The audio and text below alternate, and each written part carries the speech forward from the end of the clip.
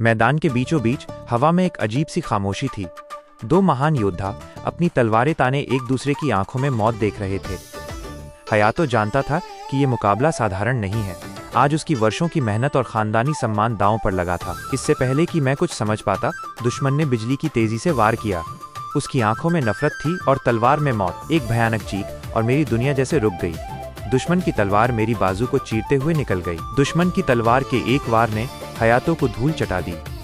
जमीन पर पड़ा उसका शरीर दर्द से कांप रहा था, ट्रेम्बल, और उसकी अपनी तलवार उससे दूर जा गिरी थी। उस पल हयातो को लगा कि शायद उसके योद्धा बनने का सपना यहीं खत्म हो गया। ऑपरेशन थिएटर की उन ठंडी दीवारों के बीच हयातो मौत और जिंदगी की जंग लड़ रहा था।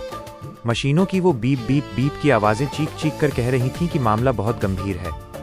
डॉक्टर और विशेषज्ञ एक नामुमकिन को मुमकिन बनाने की कोशिश में जुटे थे, क्योंकि हयातो का शरीर टूट चुका था, पर उसकी रूह को बचाना अभी बाकी था। ऑपरेशन थिएटर के बाहर सन्नाटा था, लेकिन अंदर उम्मीद और डर के बीच एक जंग चल रही थी। डॉक्टर की आंखों में थकान थी और उस शख्स के चेहरे पर गहरी चिंता, जो हयातो को मरते हुए नहीं देख सकता था। क्या एक इंसान को मशीन के सहारे जिंदा रखना सही फैसला था? वक्त कम था और हयातो की सांसें उससे भी कम, पर फैसला ले लिया गया था एक नए जन्म का। घड़ी की सुइयां किसी के लिए नहीं रुकती। शाम के 7 बज चुके थे। शाम के 7 बजे, और ऑपरेशन थिएटर के बाहर हर बीतता मिनट 1 साल जैसा लग रहा था। यह सिर्फ वक्त नहीं बीत रहा था, बल्कि हयातो की पुरानी जिंदगी और एक अनिश्चित भविष्य के बीच की कड़ी थी।